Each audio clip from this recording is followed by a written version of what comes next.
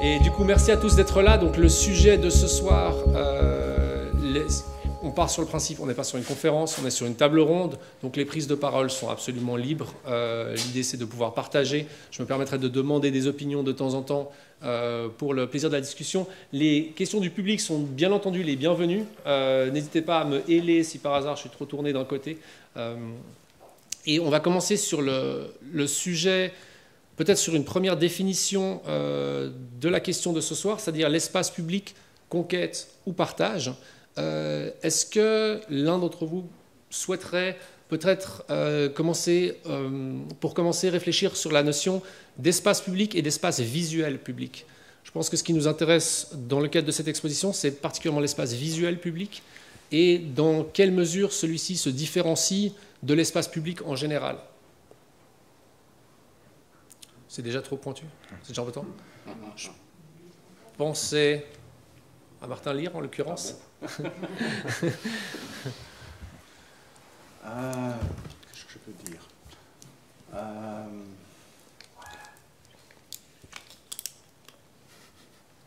Voilà. L'espace, oui, mais il y a. Je pense toujours quand je suis venu ici, j'ai vu l'expo, je pense aux interstices qu'on voit dans tous ces œuvres. Et l'interstice, c'est quelque chose qui passe entre l'espace public et l'espace visuel public, je crois. Il y a quelque chose qui... les deux ne sont pas la même chose. Et les deux sont éloignés un peu l'un de l'autre. Et ils sont, je crois, aussi particuliers d'une ville à une autre. Je crois en Genève, il y a une autre circulation d'espace et une autre circulation d'espace public et d'espace visuel que dans des autres villes. Parce que c'est une ville radiale, c'est une ville avec beaucoup de coulisses d'une certaine manière. C'est aussi une ville d'une neutralité visuelle, je crois, dans l'architecture qui est différente. Et alors, je me permets de demander à Mathias, justement, est-ce que c'est quelque chose qui est réfléchi, cette idée d'interstice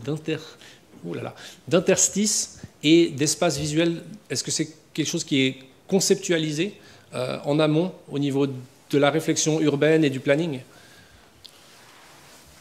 L'espace public en soi, c'est une notion quand même qui est assez neuve, que ce soit dans les domaines de géographie ou de sciences politiques. Ça remonte aux années 60, donc c'est relativement jeune quand même quand on essaye de s'orienter dans un domaine qui est celui de la ville et qui essaye de toujours négocier entre son aspect plutôt conceptuel, qui est ce lieu d'échange et de débat des idées, ou ce lieu où se forme la société.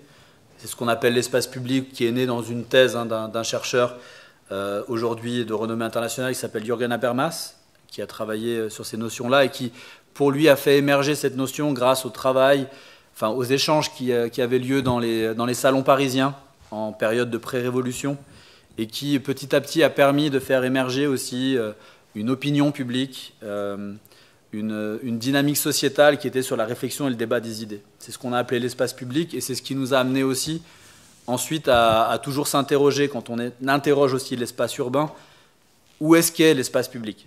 Où est-ce que sont encore les espaces de discussion, de débat qui nous permettent de nous rencontrer dans ce que beaucoup de gens appellent une ville et qu'on définit. Une ville, ce n'est pas non plus simplement un élément statistique où on dit, oui, par exemple, les Français déterminent la ville au-dessus de 2000 habitants. À partir de 2001, on a une ville, ce qui est très peu.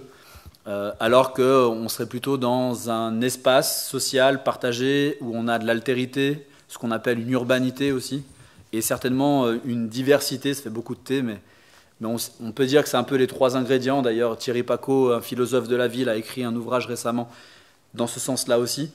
Et puis, c'est du coup l'espace public, c'est le lien non seulement où se fait la ville, mais où se fait la société, et puis c'est où la ville prend sens. Donc c'est ce concept-là dans lequel ensuite il se décline dans ce qu'on nomme les espaces publics, qui sont là du coup la relation spatiale, les places, les rues.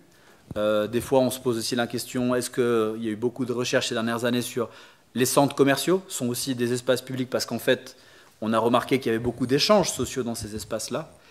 Et puis pour revenir sur... en fait, ça m'interrogeait votre question, parce que la question du visuel, on la pose très peu oui, en géographie ou en urbanisme. C'est pour ça qu'on en discute ce soir. mais en fait, on la pose beaucoup. Et c'est ce qu'on appelle le paysage. D'accord. Comme notion qu'on travaille, du coup, c'est pas un espace public visuel, mais quand on appelle paysage, enfin, je suis pas un spécialiste du paysage, hein, et c'est pourtant une thématique très riche, mais c'est celle qui fait le lien entre l'expérience et le visuel. Donc la notion de paysage est celle qui relie l'expérience vécue avec le visuel. Et nous, alors Genève est particulièrement intéressant ces questions de paysage, non seulement parce que historiquement, c'est un territoire qui a toujours porté, d'un point de vue académique, le paysage d'une manière très particulière. On retrouve une école du paysage qui est hyper forte à Genève, et aussi parce qu'en fait, on le vit. On est une ville de grands paysages. En tout cas, à l'échelle du grand, on a le Jura, on a le Salève, on a le lac.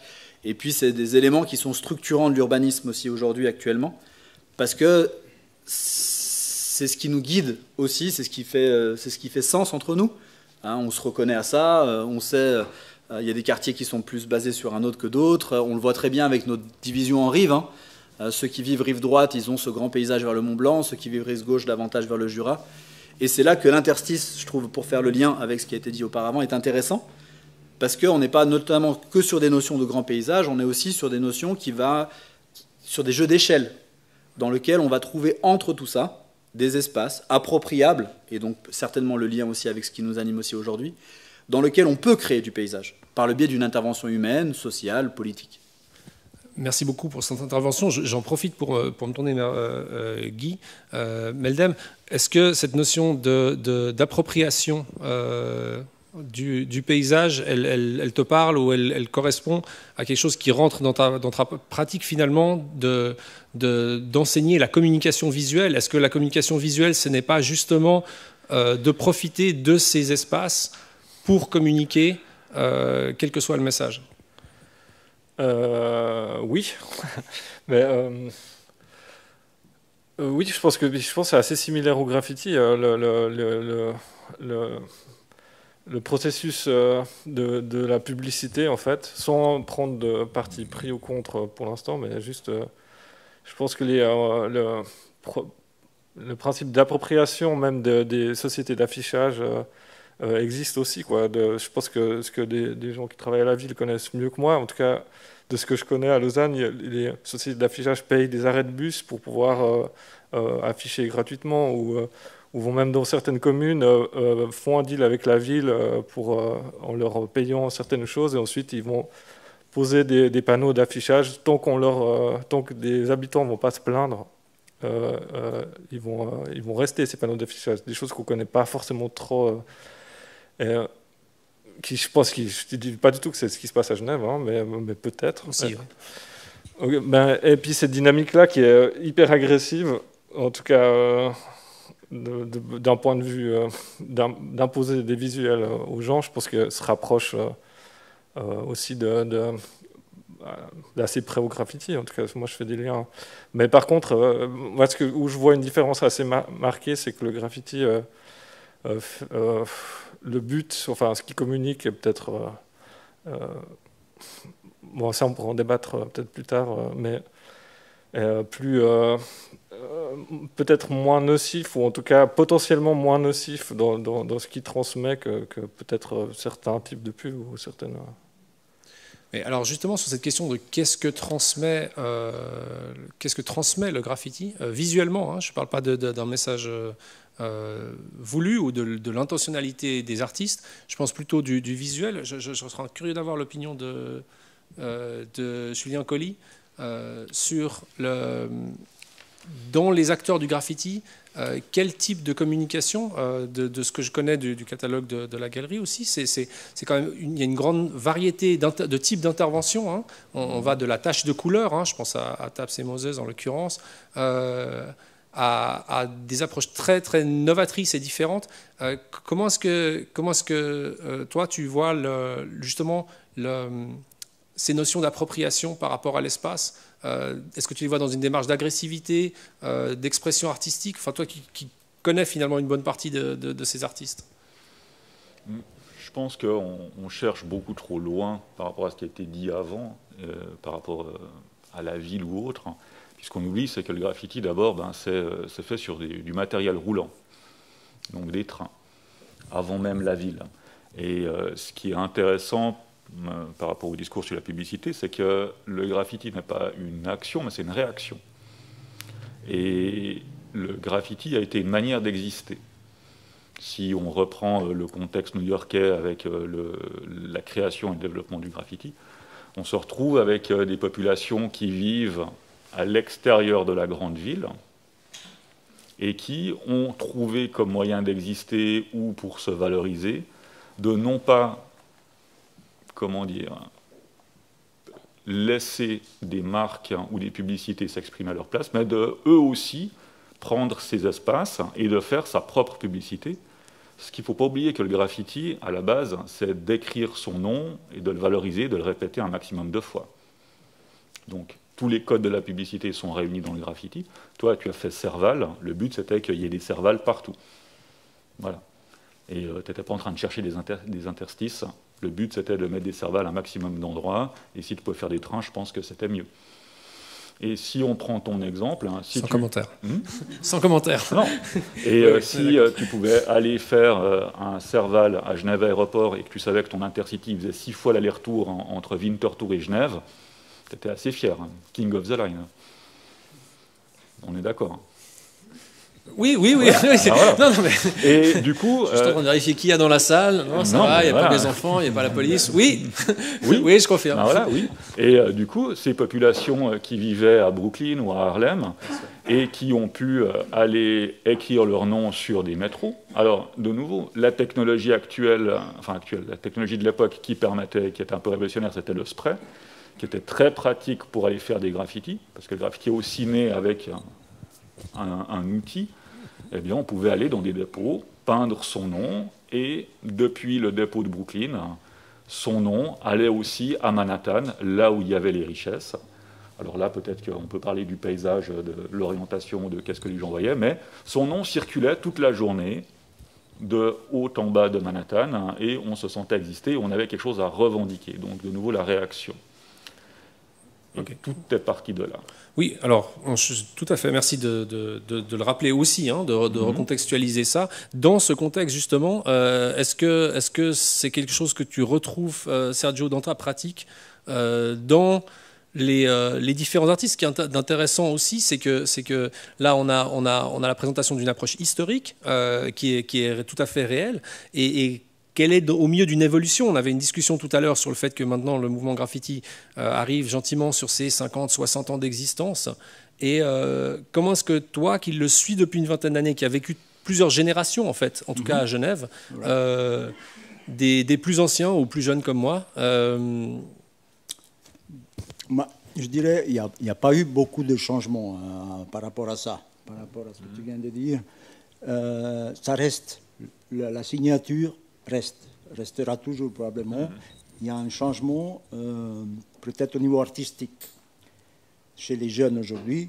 Est-ce qu'ils vont arriver à suivre le mouvement d'avant, dont les vôtres ou celles d'avant encore, qui avaient quand même des signatures qui ont développé, sont développées au niveau artistique, vraiment. Aujourd'hui, tu n'arrives plus à déchiffrer si c'est ta signature ou si c'est des dessins. Alors, ça fait toujours peur le lettrage, parce que c'est quelque chose qui a toujours fait peur, déjà dans les années 60 et 70 à New York, etc. Mais ça s'est développé énormément. Les jeunes aujourd'hui, par contre, les nouvelles générations ont de la peine à suivre ce mouvement-là, préfèrent simplement continuer à poser des petites signatures partout sans avoir vraiment un concept artistique. Moi, c'est ça la différence que je vois aujourd'hui par rapport à mes débuts, en tout cas.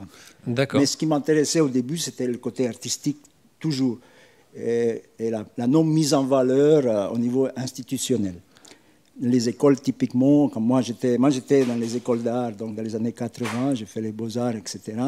en Angleterre. Et c'est là que j'ai découvert l'univers qui n'existait pas du tout à Genève, à ce niveau-là. Les graffeurs n'étaient pas connus comme artistes.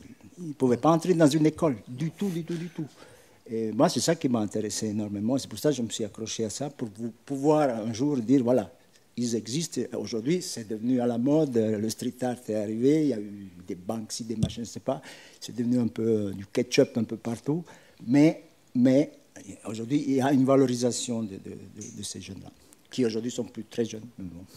Oui, alors c'est intéressant, tu mentionnes Banksy, qui est quelqu'un qui a peint des trains d'ailleurs et qui a fait du lettrage tout à fait classique à ses débuts. Je reviens juste parce qu'il y a quelque chose que je trouve intéressant et dont j'aimerais entendre quelques réactions sur le lettrage. C'est quelque chose qui fait peur. Et j'ai vu certains d'entre vous acquiescer et je suis obligé de trouver ça extrêmement intéressant. Le lettrage, donc, qu'est-ce qui fait peur dans le lettrage ? Pourquoi est-ce que le lettrage fait peur ?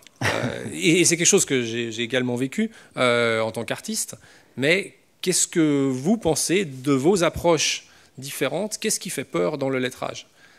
Pourquoi est-ce que le fait que ce soit des lettres, plutôt que quelque chose de figuratif, on a Fortress, justement, on parlait de différents artistes qui ont utilisé des icônes plutôt que des lettres pour se représenter finalement. En quoi est-ce que c'est le lettrage qui crée cette forme d'intimidation ? Est-ce que c'est une bonne question. Non, c'est trop pointu. Moi, c'est quelque chose qui me... Ouais, volontiers, parce que c'est quelque chose qui... Je trouve que justement, là, on rentre sur un débat intéressant sur cet espace public. À quel moment est-ce que une image dérange ou ne dérange pas ? Ouais. Alors, pour rigoler, on peut dire que c'est à cause des interstices dans les lettres et tout, ça fait hyper peur. Non, mais si on reprend dans l'histoire de l'art et de ce que les gens ont considéré comme quelque chose d'artistique, il y a eu des compétences techniques, de savoir, dans la Renaissance, de savoir dessiner parfaitement un personnage, ou de faire des paysages ou des portraits, ou de ce qu'on voyait. Et quand le graffiti est arrivé, il a emprunté absolument tous ses codes à la publicité, et qui travaille le lettrage, eh bien, c'est plutôt la publicité. Et la publicité, elle utilise le lettrage pour faire passer un slogan, pour mettre en avant une promotion ou un avantage du produit, un petit rond avec vue à la TV, ou d'avoir justement ce travail de lettrage très reconnaissable d'une marque. Et quand on se retrouve avec une œuvre graffiti et qu'on se retrouve avec un nom ou un lettrage, c'est problématique. Parce qu'on n'achète plus, par exemple en galerie, un tableau ou un paysage où on peut se laisser aller dedans, on peut laisser aller son imaginaire, ou un portrait où on a vraiment beaucoup de techniques et on a tous les skills de la peinture qui sont nécessaires pour réaliser un bon portrait. Eh bien, on a tout simplement, au fait, comme sujet, le nom de l'artiste. Et c'est très égocentrique. Et il faut pouvoir assumer d'acheter ça et d'avoir finalement comme une publicité pour l'artiste chez soi. Guy, je te demandais ta réaction par rapport, enfin toi qui, sans rentrer dans les détails, qui connais bien les deux aspects de cette question, en quoi est-ce que le lettrage, merci Julien, mais en quoi est-ce que le lettrage justement crée ce malaise dans l'espace? Alors moi je pense particulièrement dans l'espace public. Hein, Ouais. Mais je rejoins jusqu'à un certain point ce que tu viens de dire, mais jusqu'à reprendre les codes de la pub, je pense que ça j'abonde totalement sur aussi la description du début. Mais je pense qu'à un certain moment, les gens ont perdu les codes pour comprendre. Les gens ont les codes pour comprendre la publicité, mais n'ont pas les codes pour comprendre les lettrages, les graffitis. Et les graffeurs aiment bien aussi jouer avec ça, c'est-à-dire qu'en même temps, ils ont envie d'être reconnus, mais en même temps, ils ont envie d'être reconnus par leur père, a priori. Et puis du coup, le fait de camoufler, enfin aussi avec tout ce qui a été développé dans le graffiti, le lettrage pour camoufler des lettres ou rajouter différents ingrédients comme ça qui les ont un peu extraits de la publicité, des lettrages typographiques le plus efficace possible, qu'ils ont, en fait, en perdant cette efficacité, je pense aussi, ils ont amené ce côté cryptique. Enfin, moi, c'est comme ça que j'imagine le truc. L'expo qui est en haut, c'est que des choses ultra lisibles. Ouais. Bah, ça, je pense que ça fait moins peur aux gens. Hein. Quand on arrive dans une expo, que c'est dans un cadre institutionnel, qu'on a des cartons et puis que c'est expliqué, je pense que l'énorme peinture chrome en haut, si vous la voyez dans la rue, je pense qu'elle fait un peu peur aux grands-mères. Et puis, si vous la voyez ici, on se dit, oh là là, c'est un concept différent. Il y a une différence entre lettrage et écriture. Oui, c'est vrai. Ouais. Et on essaie de le lire. Et donc Ouais. Il y avait une expo à la collection de l'art brut qui s'appelait Écriture de délire. Et c'est un peu ça, je crois, qu'on délire un peu et on voit, mais qu'est-ce que ça dit? C'est quelque chose qui doit communiquer quelque chose, mais comme la publicité doit communiquer quelque chose, mais ça ne communique pas, je ne comprends pas, je vois seulement la violence, comme quelqu'un l'a dit, l'agressivité de quelqu'un qui s'est mis sur le mur, mais pas. Et qu'est-ce que ça veut dire qu'on se met sur le mur, mais pas une écriture que je peux lire. Mais il y a des graffitis qui sont très lisibles, oh oui, bien mais sûr. je ne suis pas d'accord de dire l'agressivité de se mettre sur un mur. Et c'est plutôt une affirmation de dire que moi aussi, par rapport à tout ça, j'existe. Ouais, oui. Mais la violence, elle est toujours double.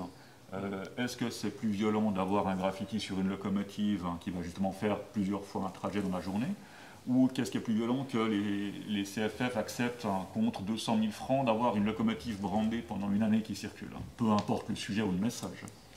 Bien sûr, mais on peut le lire. C'est quelque chose dans la... Si c'est en publicité, on peut le lire. C'est quelque chose dans notre monde de consommation. Mais qu'est-ce qu'on fait avec ce personne-là qui est aussi plus personnalisé, je crois. Je me permets de demander l'opinion de Nicolas à ce sujet, justement pour avoir monté des projets depuis des années qui réfléchissent sur ce partage de l'espace visuel public entre des artistes, des revendications d'artistes et les usagers de l'espace. J'ai pas l'impression qu'il y ait... En tout cas, sur ce qui est visuel, il y a très peu de partage. Il n'y a pas un partage de l'espace public. Tout est imposé, que ce soit effectivement des artistes, des graffeurs, qu'il y ait des revendications ou non. C'est des choses qui sont imposées au regard de tous. La publicité de la même manière. Il y a très très peu d'espace. Il y a des œuvres d'art qu'on va retrouver sur des places publiques, plus justement, mais sur de l'affichage ou ce genre de choses, il y a très très peu d'espace de partage. On a plusieurs parties qui conquièrent, qui vont conquérir chacun leur espace le plus possible, soit pour vendre, soit pour parler à leur père, effectivement, parce que si on prend le lettrage, etc., ça ne s'adresse pas, je ne pense pas, en tout cas, connaissant un peu au plus grand nombre, c'est pas... mais je pense que c'est un peu ambigu. Je pense que c'est le graffeur, je pense qu'il a un peu une approche un peu double là-dedans. Je pense. Alors après, on va vite dans la fresque aussi, parce qu'on peut parler aussi de l'aspect institutionnel aussi maintenant, où il y a quand même la ville, les villes font beaucoup appel à des artistes d'art urbain pour faire des fresques. Et là, effectivement, souvent le lettrage disparaît. D'ailleurs, on est plus dans quelque chose de figuratif en général. C'est la demande, en tout cas, ou qu'il y a un message. Après, c'est assez juste. Même si, d'ailleurs, on pense avec les gens, comment on arrive à faire qu'on puisse démocratiser cette appropriation de l'espace public, comment on peut arriver à faire que les gens puissent être eux-mêmes, c'est les nouveaux commanditaires, je ne sais pas si vous connaissez ce dispositif, les nouveaux commanditaires qui vont travailler avec des populations pour créer et proposer des œuvres sur l'espace public. Donc ils vont former des habitants pour qu'est-ce que c'est que l'art, qu'est-ce que c'est que l'espace public, comment on sollicite des artistes, et puis après, pour pouvoir choisir un artiste, savoir quel message on va livrer, comment ça va être vécu. Et là, il y a en tout cas une envie, alors c'est très institutionnel, hein, ce dispositif de nouveau commanditaire, c'est très vite resté dans l'art contemporain, il y a un truc un peu d'entre-soi quand même, mais il y a très très peu d'espace où on demande aux gens, de toute façon, à la population, qu'est-ce qu'ils pourraient souhaiter, où on leur donne des espaces d'expression, simplement. Donc, pour moi, on est vraiment dans des choses qui s'imposent de la même manière, soit de la publicité ou le graffiti. Justement, alors je profite du fait qu'on est un chercheur sur le sujet pour demander qu'est-ce qu'il en est justement de la réflexion, suite à ces différentes réaction par rapport à l'espace public, le fait que, d'une part, les publicitaires, effectivement, essaient de le dominer avec des pratiques qui sont des fois inspirées du graffiti. Naomi Klein avait soulevé, bien entendu, le principe de peindre un métro entier vient du graffiti à la base, alors que maintenant on le voit sur les trams partout. Donc les publicitaires se sont inspirés du graffiti. Il y en a une discussion aller-retour. C'est pour ça qu'on parle aujourd'hui de conquête ou de partage. C'est que les armes de guerre sont partagées entre eux, l'autocollant, le stickers, etc. À quel niveau est-ce qu'il y a des décisions conscientes par rapport aux espaces dont tu parlais, de créer soit des lieux de partage, soit justement des lieux qui seront peut-être destinés à la publicité. Je vous rappelle qu'à Genève, il faudra me corriger si je me trompe, mais il y a des lois quand même relativement strictes sur le type d'affichage qui est autorisé et le type de signalétique et de signalisation qui est autorisé étant américain. Chez nous, on n'a pas ce genre de loi, et c'est la jungle visuelle. C'est cette angoisse dont tu parlais, Julien, qui pousse les gens à vouloir aussi prendre leur place dans l'espace, elle vient de là. Et dans quelle mesure est-ce qu'il y a une réelle réflexion autour de ces notions de partage d'espace public? Moi, je pense que c'est tout l'intérêt d'avoir l'échelle de pensée ou de réflexion qui est celle de la ville, et de pouvoir faire les liens sur l'émergence d'une pratique ou d'une culture, et puis de voir qu'est-ce que ça a comme conséquence sur le global et puis sur le contexte qui l'accueille. Et en aucun moment, je pense que la notion même d'espace public, elle est pensée pour une question de partage, parce qu'en fait, sa première caractéristique, c'est d'être appropriable par tous. Donc pour autant, quand on veut la démocratiser ou quelque chose comme ça, s'il y en a qui se l'approprient plus que d'autres, ça pose forcément une problématique. Et c'est peut-être pour ça que, pour reprendre le lettrage, je ne sais pas si ça fait peur, mais en tout cas que ça puisse questionner, parce qu'on pourrait considérer qu'un individu ou un groupe d'individus essaye de s'accaparer un morceau d'espace public. Ce qui est les mêmes phénomènes sur la publicité, mais je pense qu'il y a autant de gens aujourd'hui qui sont contre la publicité, qui essayent de lutter contre cette accaparation d'un morceau d'espace public pour la pub. Et ça, il ne me semble pas que c'est une question pure d'espace politique, mais plutôt de jeu, de pouvoir et du coup du jeu politique à l'intérieur de la ville, et notamment sur les questions d'espace public, de considérer que le graffiti est peut-être vécu comme une pratique plutôt d'appropriation par des classes qui sont plutôt en termes de ségrégation et qui sont plutôt des classes défavorisées d'un espace public qui est dominé. Et pour autant, c'est peut-être là qu'on a une relation de classe qui se met en place sur l'espace public, et qui est, en fait, ce n'est qu'un terrain dans lequel s'élaborent ces relations de pouvoir. Et c'est peut-être pour ça qu'elles sont d'ailleurs plus luttées, parce qu'en fait, on n'a pas envie que ces classes plus défavorisées soient visibilisées dans l'espace public.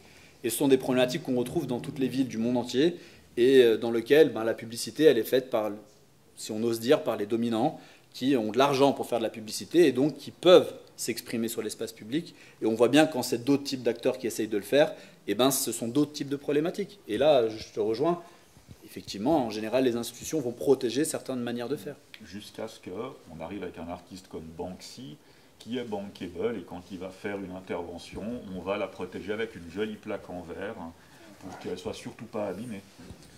Et dans quelle mesure est-ce que vous, justement, cette lisibilité de l'espace public et ce jeu de pouvoir, que fait-on de l'espace une fois qu'il a été transformé? Je dis ça pour les Genevois, peut-être d'un certain âge comme moi, qui sont là. Moi, ce qui m'avait choqué, je me rappelle à Genève, c'est quand ils ont installé des panneaux qui font donc face à la rue, donc qui empêchent le passage sur le trottoir.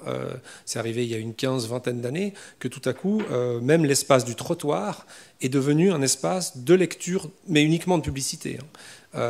Et dans quelle mesure est-ce que on peut repenser, ou est-ce que cet espace transformé peut être vécu par les usagers autrement.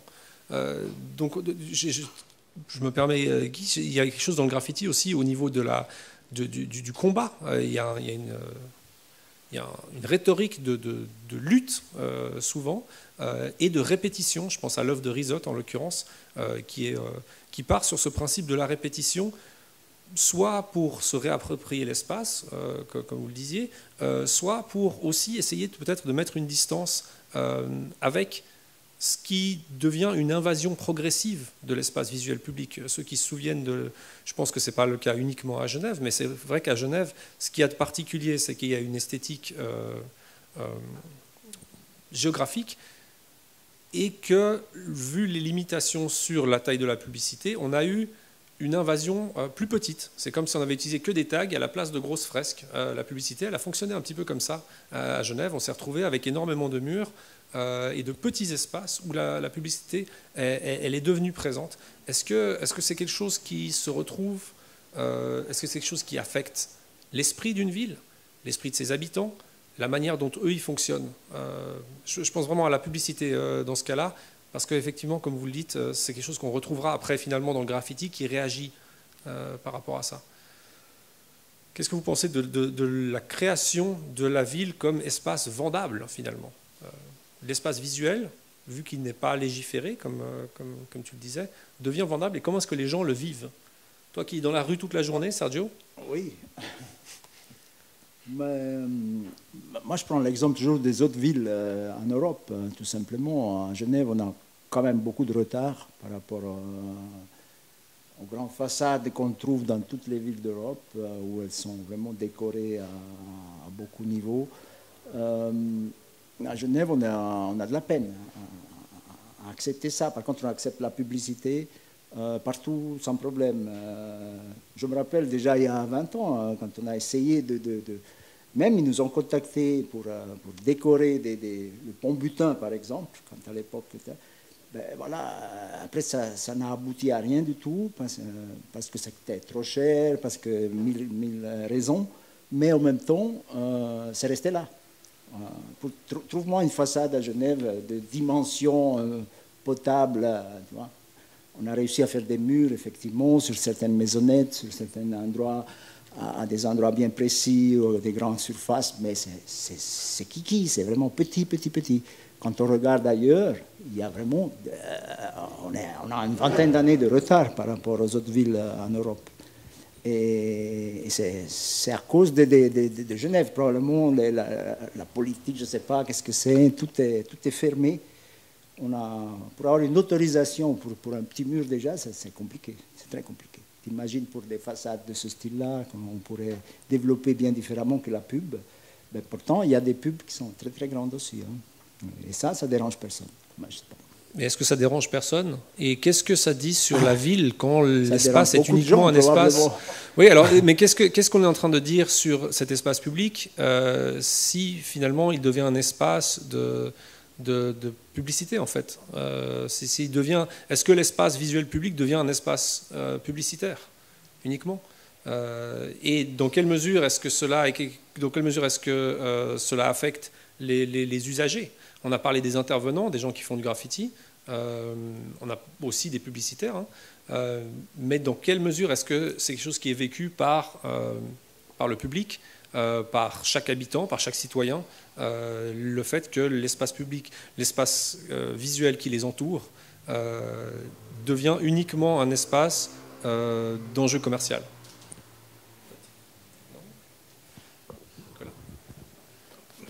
Je poserais peut-être presque la question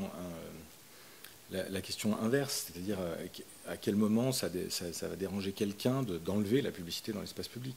Les villes qui ont fait le choix d'enlever la publicité dans l'espace public, je ne pense pas qu'il y ait des gens qui soient allés manifester pour que la pub revienne. Donc c'est quelque chose, en plus aujourd'hui, avec les réseaux sociaux, Internet, etc.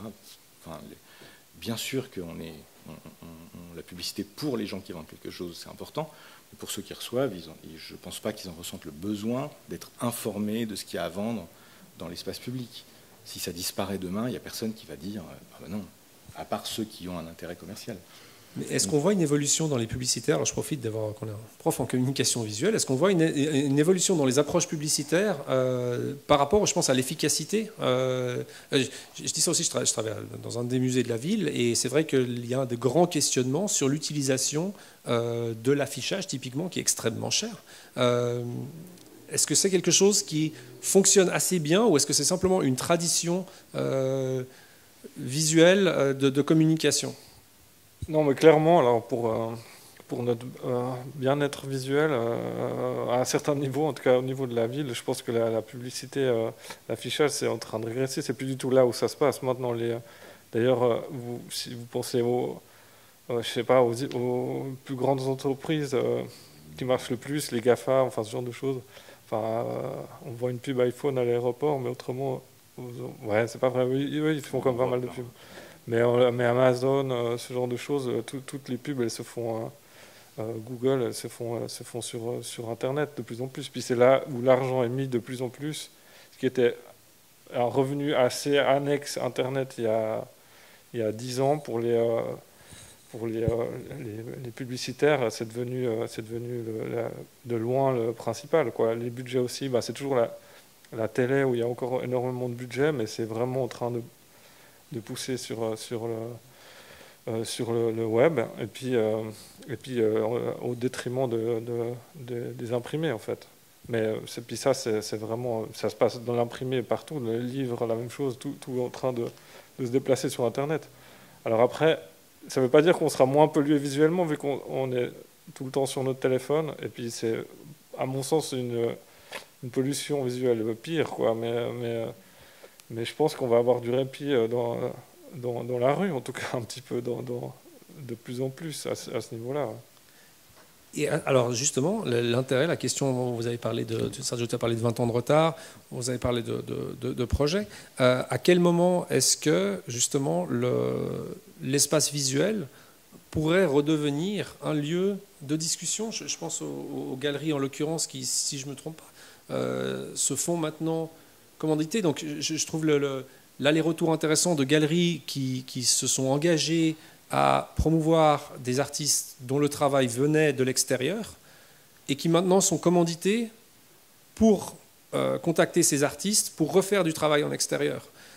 Et dans quelle mesure est-ce que ces espaces, ces notions d'espace visuel sont justement peut-être plus réfléchies par rapport au bien-être effectivement des habitants, et que l'art qui était une manière de lutter contre la publicité devient une manière peut-être de le remplacer à certains niveaux.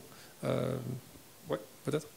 Je jetais un pavé dans la mare, mais le graffiti, les tags ou tout ce qui est de street art, le but des gens, c'est d'exister, mais c'est de faire leur propre publicité.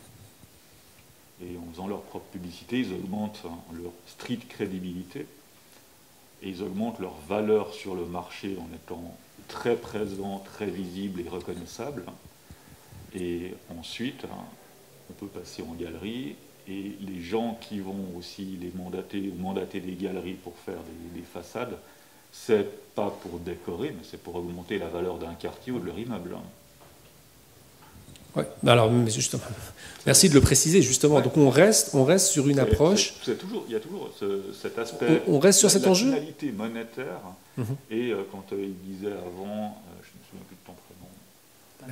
Mathias disait avant que quand ça venait d'en bas, on effaçait, quand ça vient d'en haut, c'est acceptable. Un artiste graffiti, le jour où il devient acceptable, on ne va pas effacer ses graffitis, mais on va les protéger, et puis en plus on va lui donner de l'argent pour peindre. Même mieux, aujourd'hui il y a beaucoup de bailleurs qui appellent des artistes pour ne pas avoir leur façade taguée, et qui font appel à des artistes, à des graffeurs, pour que justement il y ait quelque chose de beau, en tout cas, qu'ils estiment, et qui reste pérenne, et pour éviter qu'ils aient à repeindre le mur tout le temps parce qu'il y a des gens qui viennent les taguer. Donc c'est même, on utilise les artistes suivant où ça marche suivant qui aussi. Suivant qui, surtout, c'est ça. Peut-être, suivant l'artiste, effectivement. Mais du coup, la démarche est intéressante de protéger son mur en mettant des graffitis, c'est quand même... Nous, on a fait des commandes où on a mis de l'anti-graffiti sur des graffitis. Oui, j'ai déjà vu. Oui. Mais oui, et dans quelle mesure est-ce que ça... dans quelle mesure est-ce que il y a une vision globale. Je pense à des villes, on parlait de Grenoble, qui est une ville avec certaines difficultés, mais qui ont mis un énorme effort au niveau des fresques, typiquement avec un grand festival ces dernières années, pour rendre la ville plus attrayante et plus agréable et plus vivable. Donc où il y a une démarche qui n'est pas, je pense pas que monétaire, mais aussi culturelle. Et dans quelle mesure est-ce que ça c'est pris en compte, Mathias? Est-ce que cet aspect visuel culturel est pris en compte ou réfléchi? Tu parlais du fait que la ville est déjà pensée en tant que ville depuis très peu de temps. Est-ce que c'est une évolution de la réflexion sur la ville, ces notions de bien-être visuel, de villes qui ont enlevé des publicités, de villes qui s'adressent à des artistes, peut-être à des galeries pour obtenir des artistes? Est-ce que c'est quelque chose qui se fait de plus en plus, ou est-ce que l'espace urbain reste très technique? Non, ça je suis convaincu que non. Je disais que c'était la notion d'espace public qui était assez récente. Hein. Après, la notion de penser la ville dans sa globalité, puis d'essayer de faire le lien entre la manière dont on l'organise et puis le sens que ça va donner comme finalité, c'est la naissance même de l'urbanisme, puisque le mot signifiait ça. Hein. Il date de la fin du 19e siècle. Et que, par contre, ce qu'on remarque, c'est la marchandisation de la ville, elle naît au même moment. C'est en même temps qu'on organise la ville pour organiser les flux, et que pour autant, on essaye de valoriser au maximum l'espace pour des questions monétaires, de marchandisation, je dirais, à une échelle plus globale. Hein.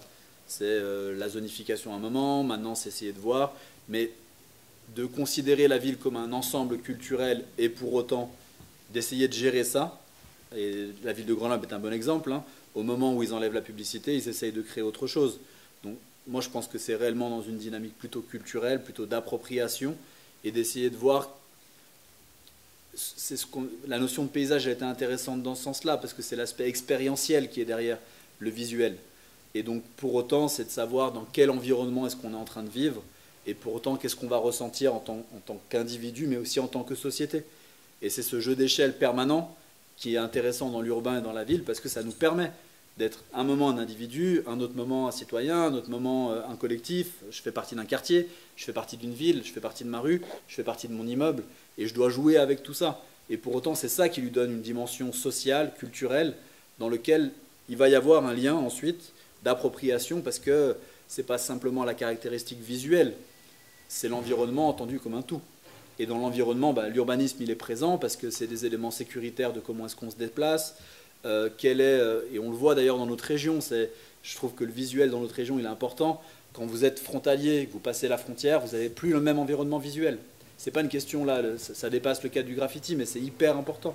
Et vous pouvez avoir cette expérience et faire... Moi, il y a plein de fois, je me suis posé la question, puis Nico on en a parlé aussi il y a longtemps, mais quand tu prends ta voiture ou tu es à pied, puis tu fais cette frontière, quelle est l'expérience que tu vis à ce moment-là, simplement pour les éléments visuels qui t'entourent? On ne parle pas de règles de circulation, hein, c'est les mêmes. Tu as un feu rouge, tu t'arrêtes, bon, soit en France ou en Suisse, c'est la même chose. Par contre, ça n'a pas le même environnement. Et du coup, c'est là que ça joue. La publicité, le graffiti, les différents éléments, ce qu'on appelle aussi les protections liées à l'architecture, le patrimoine, d'une manière plus générale. Et comment est-ce qu'on constitue un nouveau patrimoine? Et pour autant, la question culturelle est importante. Martin, peut-être sur la notion de paysage? Non, oui, mais c'est une question d'expérience de l'urbanité, n'est-ce pas? Parce qu'il y a le paysage qui est très dominant en Genève. Il y a les montagnes. Et puis, il y a cette petite ville où on veut l'expérience de l'urbanité. Et je crois que c'était Henri Lefebvre, n'est-ce pas, qui a dit qu'on avait l'expérience de l'urbanité, quand on avait 16, pour une minute, on pourrait voir 16 œuvres d'art, quelque chose qui était fait par le main humain plutôt que par la nature, plutôt que le paysage, parce que je fais moi beaucoup de différences entre le paysage et l'urbanité, mais aussi entre paysage et cartographie, et entre espace et lieu. Et il y a toutes ces... C'est pour ça que j'ai parlé d'abord des interstices, parce que c'est dans les interstices qu'on voit l'expérience urbaine, qu'on lit le livre de la ville aussi. Et je crois qu'on a un combat en ce moment en ce qui est l'expérience d'urbanité, ce qu'il est la ville. Parce que si tout se passe des affiches de publicité sur nos petits portables, il y a toujours cette, comme tu l'as dit au début, il y a toujours cette notion dans le graffiti, c'est toujours quelque chose qui bouge. Il y a toujours ce sens de quelque chose qui bouge, c'est pas quelque chose qui est permanent, comme les vieilles villes. Il y avait des choses de monumental, de permanent, de quelque chose où on pourrait s'orienter. Mais dans le graffiti, c'est autre chose, parce qu'on doit s'orienter tout le temps. On doit s'orienter envers un espace, mais aussi envers un Dieu, et les deux ne sont pas tout à fait la même chose. Il y a les montagnes, mais il y a la ville. Et en quoi consiste la ville en ce moment? Parce que si tout se passe sur Internet, si tout se passe sur nos portables, qu'est-ce qu'on va faire avec la ville architecturale? Mais je pense la spécificité où Genève, ça reste une petite ville. C'est ça la difficulté probablement de Genève, c'est qu'en restant une petite ville et en voulant être une grande ville quelque part, parce que l'ambition de Genève, c'est d'être une grande ville, la grande Genève, etc.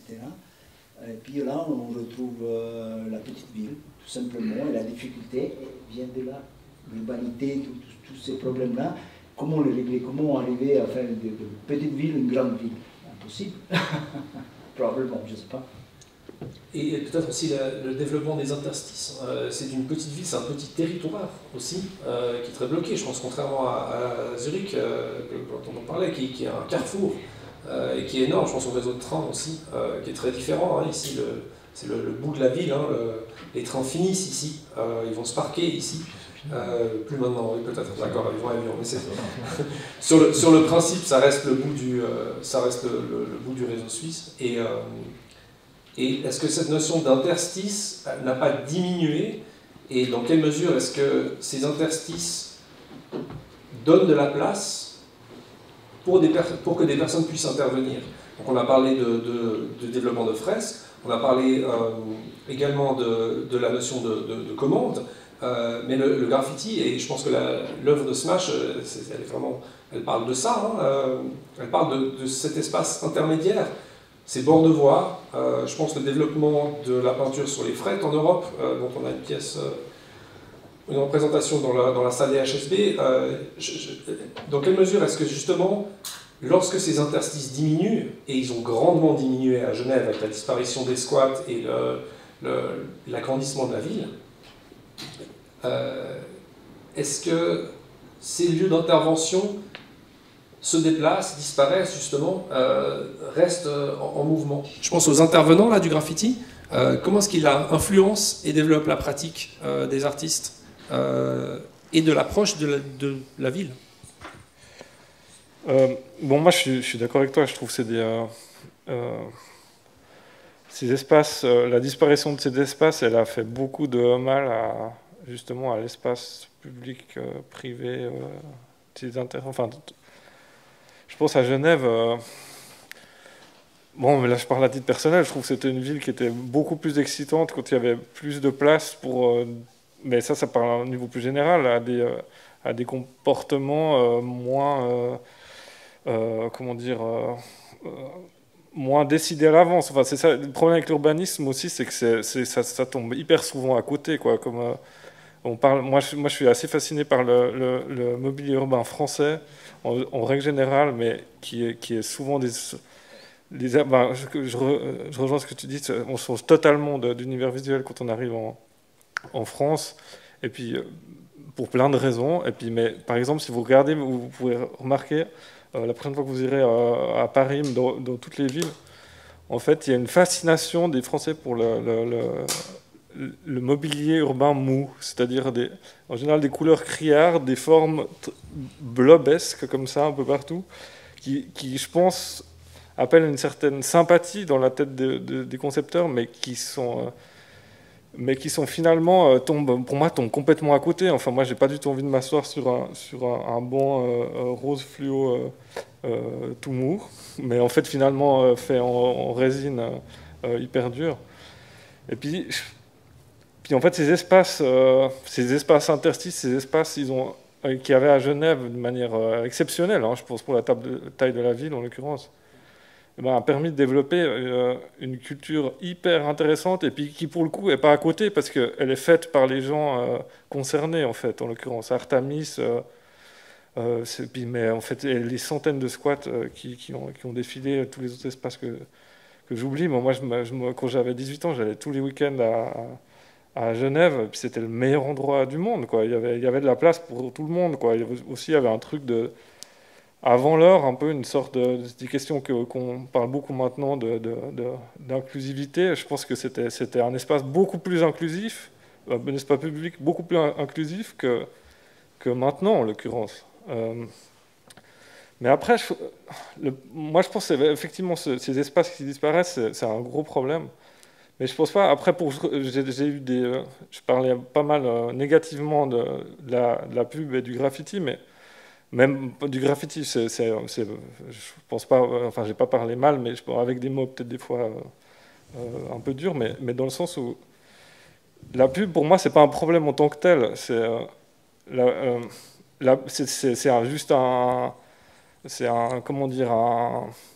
vide la publicité, c'est ce qu'on en fait à l'intérieur. Moi j'aime beaucoup voir le programme du théâtre sur une affiche, surtout si ça a été fait avec amour.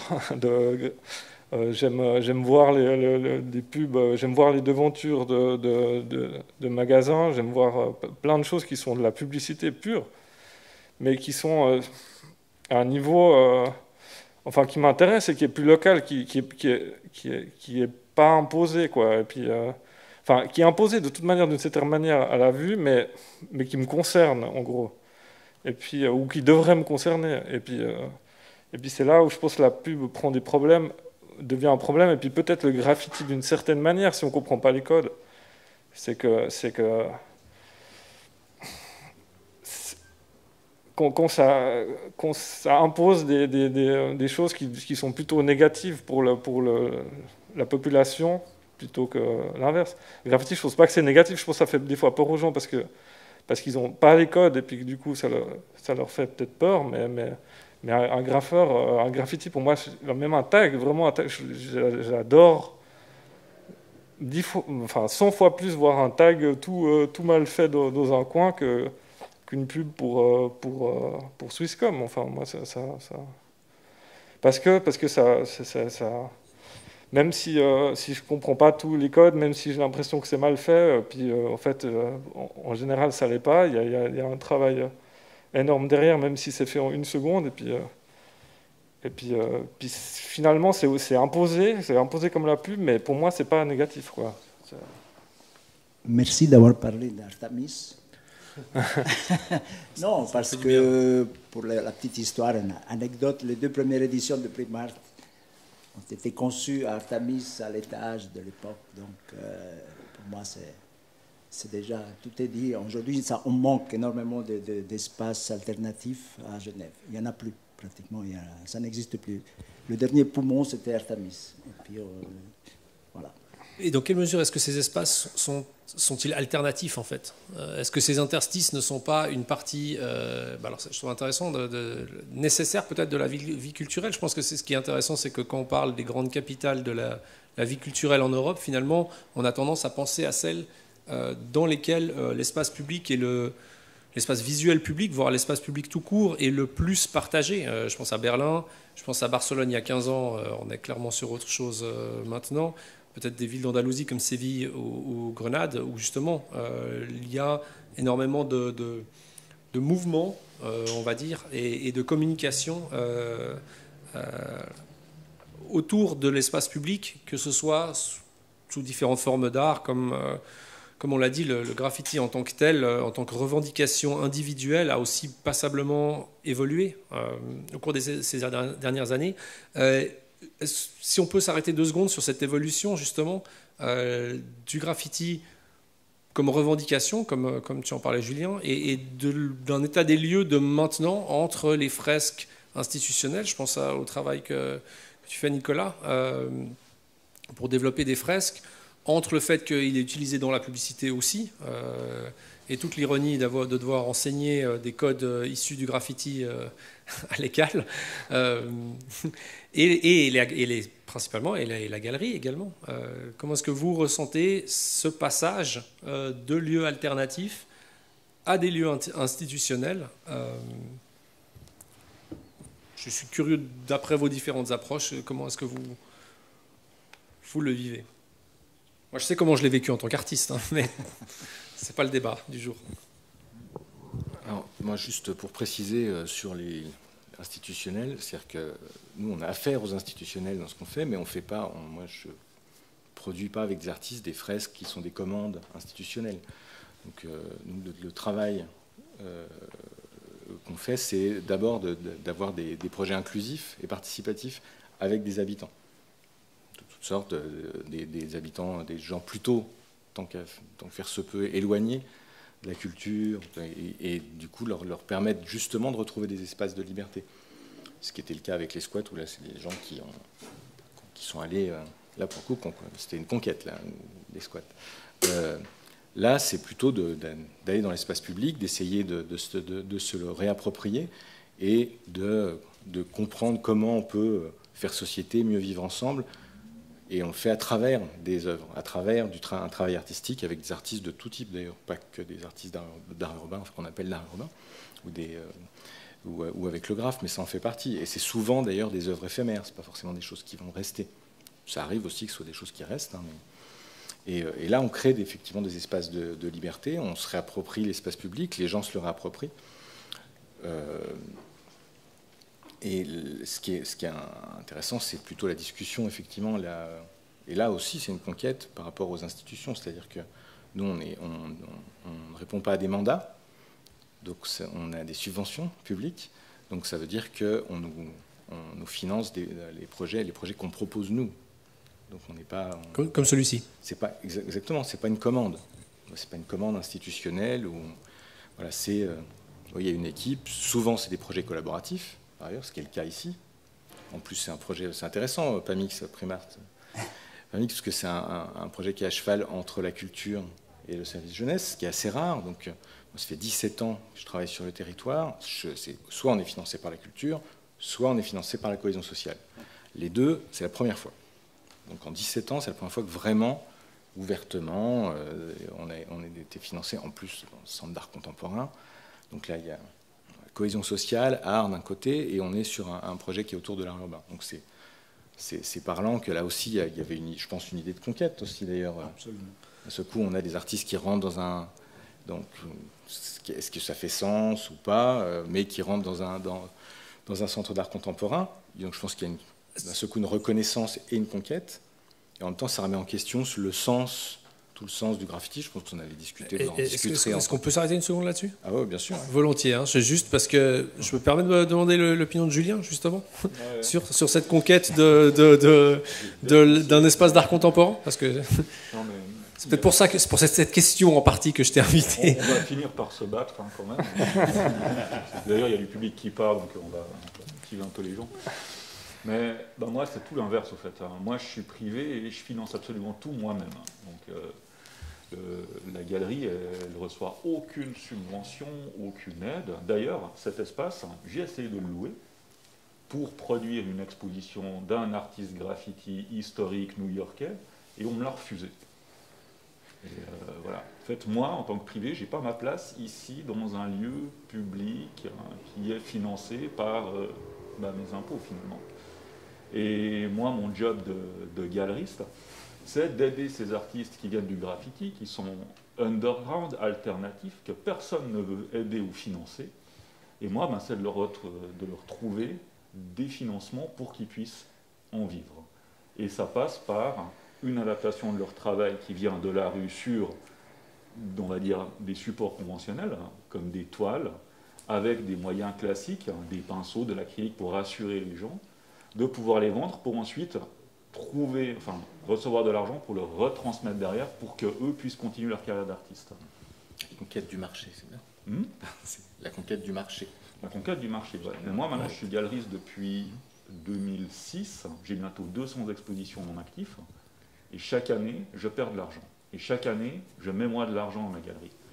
Et moi, mon travail, c'est d'avoir une agence de communication et de la gérer. Et je ne suis pas payé à la galerie.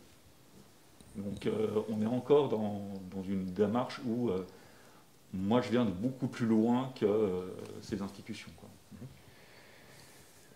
Mais alors je crois qu'il n'y a pas d'opposition là. Non, pas encore. Au contraire, ce que je trouve... C'est assez revendicatif par rapport à ça. Et j'arrive pas à comprendre comment toi tu arrives à avoir ce lieu et tu peux faire une exposition. Elle n'est pas là. Alors malheureusement, elle est partie. Et qui propose de payer pour l'avoir. Alors ça fait 17 ans qu'on travaille sur le territoire. Donc j'arrive pas et on me donne un centre d'art contemporain. Je n'ai pas demandé de le donner. On ne me donne pas de l'argent pour venir dans un centre d'art contemporain. D'abord, il y a, comme je le disais, un ensemble d'acteurs qui se réunissent. Donc déjà, on est dans un projet de collaboration qui a différents objets et on obtient un financement. Mais parce qu'on a une démarche.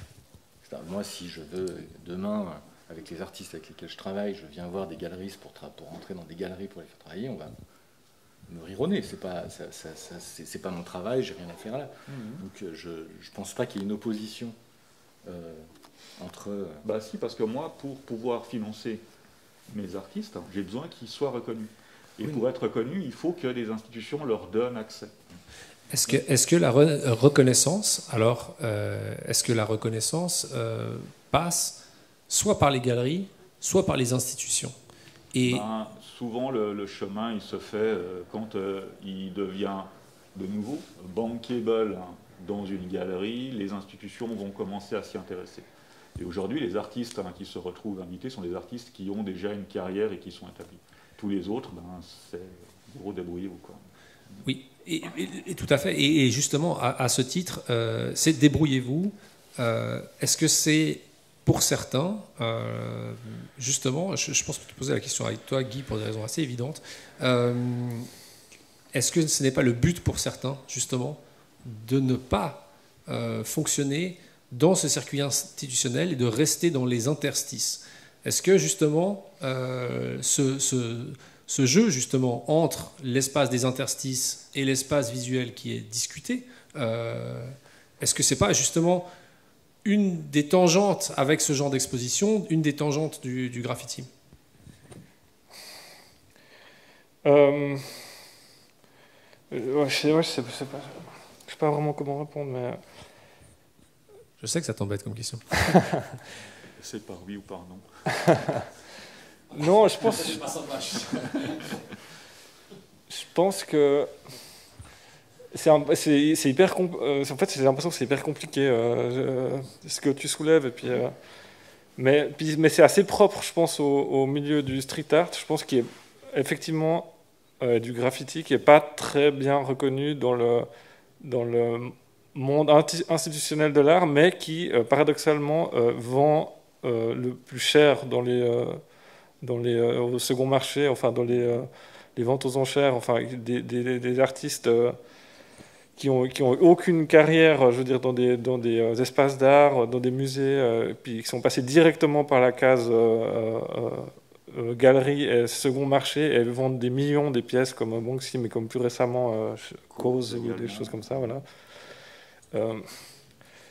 Du coup, en fait, c'est un peu compliqué. C'est que le street art, en même temps, il est ultra bankable, et puis il rend riche, extrêmement riche, des gens, mais en même temps, pour des galeries moyennes, de moyenne taille, c'est de plus en plus difficile de vivre pour des raisons, je pense, assez complexes liées à plein de choses, quoi. Enfin, je donne mon avis, mais pour revenir sur la perméabilité, un peu comme ça, je pense qu'il y a plein de graffeurs, j'ai l'impression, qui continuent de faire du graffiti et qui font de l'argent avec ça et qui deviennent hyper connus avec ça. Mais il y en a plein aussi qu'on connaît moins, qui utilisent l'énergie et ce qu'ils ont appris dans le graffiti pour faire d'autres choses, et elles sont en général assez efficaces. En tout cas, moi, quand je vois de mes étudiants, c'est des gens qui sont ultra compétitifs, et qui est positif et négatif, hein, mais qui sont ultra compétitifs, qui ont déjà un univers visuel assez défini, qui ont réussi qui font parfois complètement autre chose dans l'art, dans le graphisme, on ne pourrait jamais dire qu'ils ont fait du graffiti, mais par contre, leur background leur permet d'être contre toute attente, ou pas, je ne sais pas, ça dépend pour qui, mais vraiment des petits requins de l'art, quoi. Enfin, des gens qui comprennent hyper bien les codes et puis qui arrivent très très bien à se placer, à en sortir, ce qui sort totalement de l'image un peu de l'artiste un peu naïf, qui est maudit, qui fait ses graffitis puis que tout le monde déteste, quoi. Enfin, oui, en même temps, on revient un petit peu à la définition dont Julien parlait du début, de gens qui ont compris le principe de la publicité, hein, et le fonctionnement. Et est-ce qu'on ne revient pas à une notion du fait que les interstices permettent un développement non seulement des formes d'art, mais aussi des artistes avec des parcours moins institutionnels, mais en donnant toute une série de compétences. Notre remarque généralement quand on croise qui que ce soit, c'est tout le monde a fait du graffiti. Quand on croise des professionnels dans les milieux créatifs d'une certaine génération, c'est généralement plus la règle que l'exception, que les gens sont passés par la case graffiti.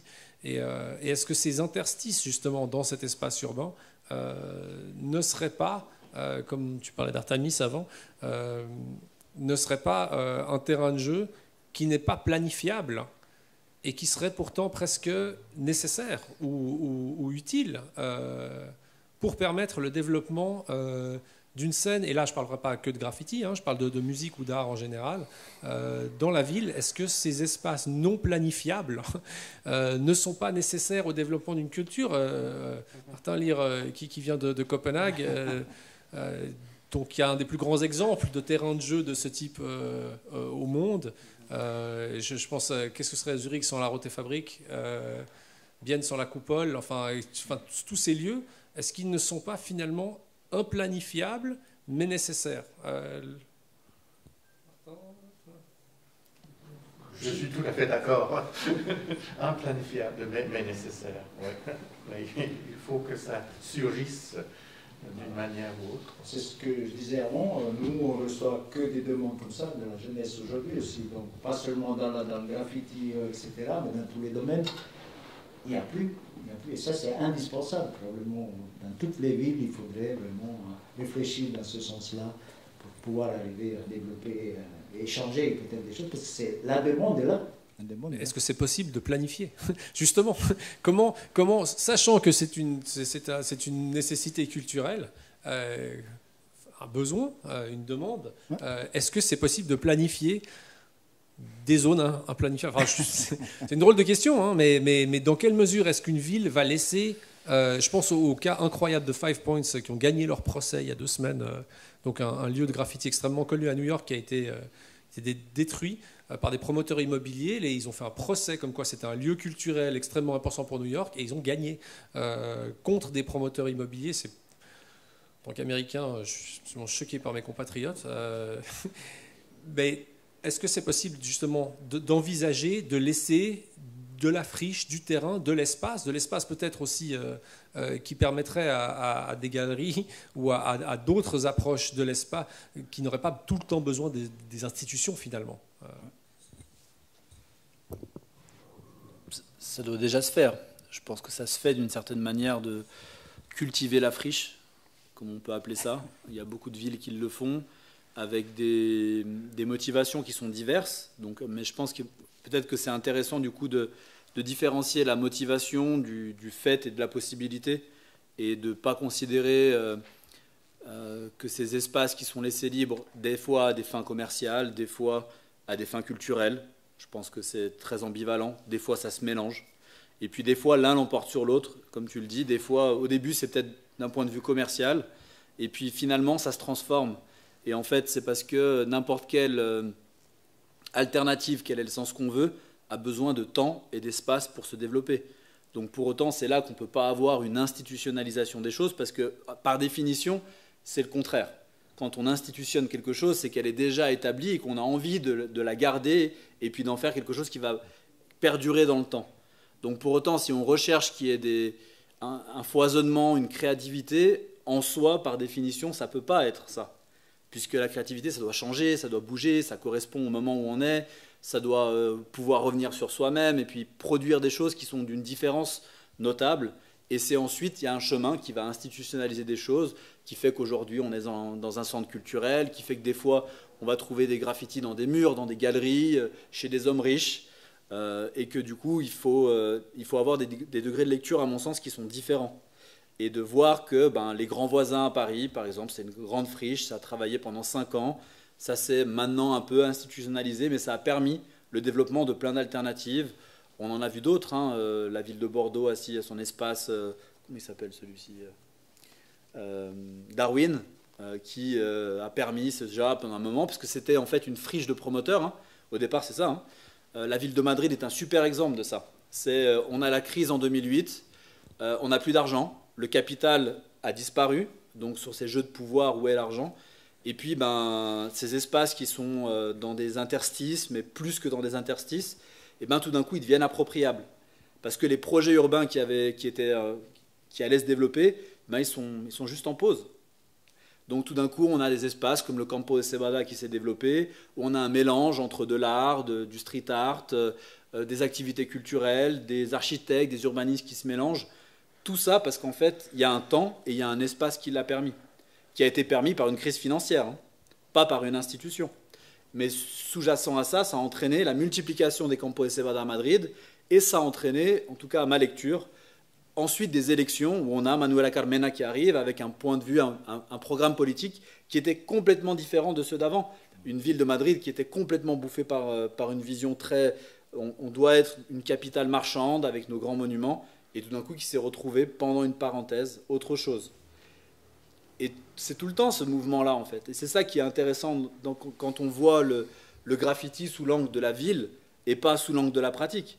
Parce qu'en fait, la pratique, c'est une chose et ça a sa propre histoire. Mais quand on a cette échelle de lecture qui est celle de la ville et pour autant d'un environnement collectif, c'est là qu'on voit que l'interstice, il existe toujours. Et même si on a une lecture aussi aujourd'hui en train de se dire « Ah, il y en a de moins en moins », en fait, il y en a moins là, mais il y en aura plus là-bas. Et c'est que quelque chose qui se déplace. C'est pas une finitude en fait. Et c'est ça qui est intéressant de voir où est-ce qu'ils vont aller maintenant et comment est-ce qu'ils vont se développer sous certainement d'autres types de pratiques. Et pour faire le lien avec ce qui était dit auparavant, il y a certainement moins de pression sur l'espace public aujourd'hui parce qu'en fait l'expression d'une population qui correspondait à la population du graffiti il y a 20 ans, elle se fait sur les réseaux sociaux. Et c'est plein d'interstices là-bas parce que tout est appropriable. Et je pense qu'il y a un déplacement qui se fait là-dessus, il y a une créativité dingue sur les réseaux sociaux de gens qui en fait n'ont plus besoin de la ville dans ce sens-là.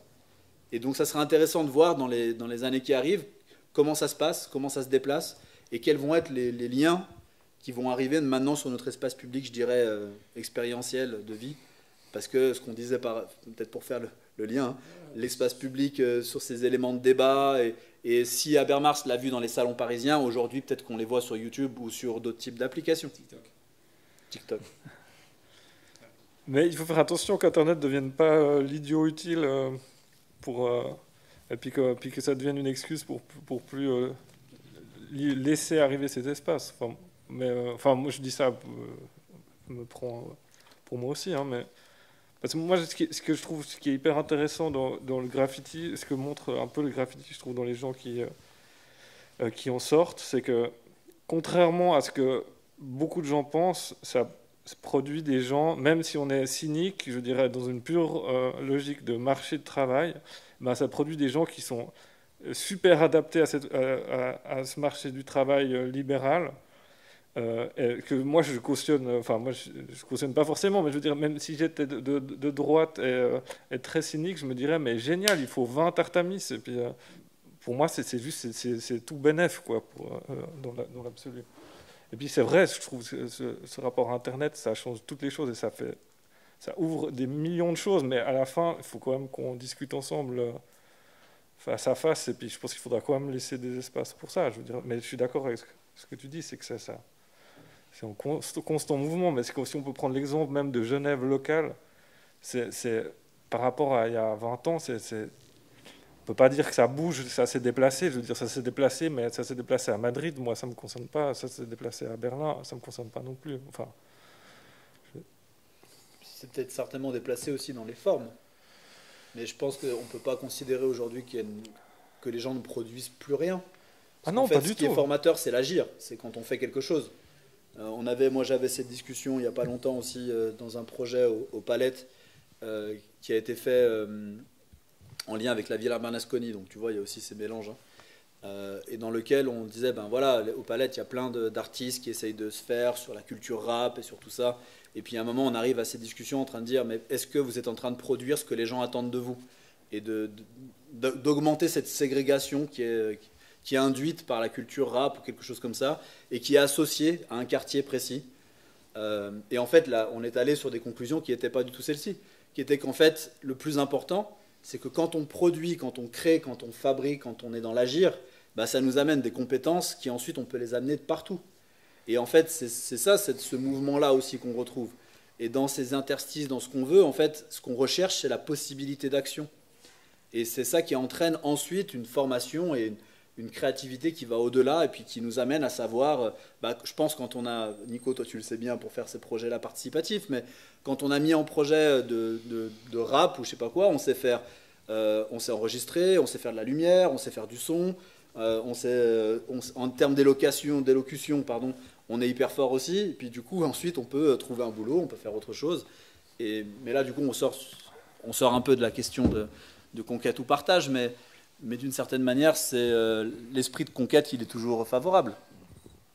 Oui, une réaction par rapport à ça. Ouais, alors, je rejoins assez cette analyse-là. Et par exemple, sur le projet la PAMIX, on a fait une cartographie sensible du quartier où on est sur la participation, etc. Mais on va, en fait, c'est dans le cadre d'un dispositif qu'on a appelé le sismographe, et où on va justement aller chercher des choses qui émergent, c'est-à-dire que on ne cherche pas à mettre de la participation nécessairement là où il n'y en a pas, mais d'aller au contraire sur des points où il se passe quelque chose qui n'est pas forcément reconnu institutionnellement, où on voit qu'il y a ou des points de frottement d'ailleurs, une dynamique ou des thématiques qui en ressortent, et d'aller effectivement chercher ce qui est en train d'émerger, ce qui est en train de le faire vivre pour l'accompagner, le rendre visible et lui donner pourquoi pas l'outiller aussi. Donc c'est aussi une autre manière d'aller voir dans les interstices et non pas de les utiliser, mais de les mettre en lumière ou de les accompagner et de leur laisser vivre cette place-là ou de la développer. J'aime bien l'esprit de conquête est toujours favorable. C'est dangereux comme affirmation, ça me plaît comme fin. C'est une très bonne conclusion. Pardon ? Oui, c'est une bonne conclusion parce que justement, je pense que un des principes du graffiti, justement, c'est cette tension entre le partage de son art et la conquête de l'espace des autres.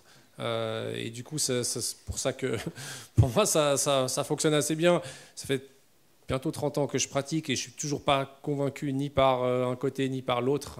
Et j'aimerais remercier Martin Lire, Nicolas Croquet, Mathias Lecoq, Julien Colli et Guy Meldem. Merci beaucoup pour cette discussion. Merci d'avoir répondu présent. Et merci à tous d'être restés.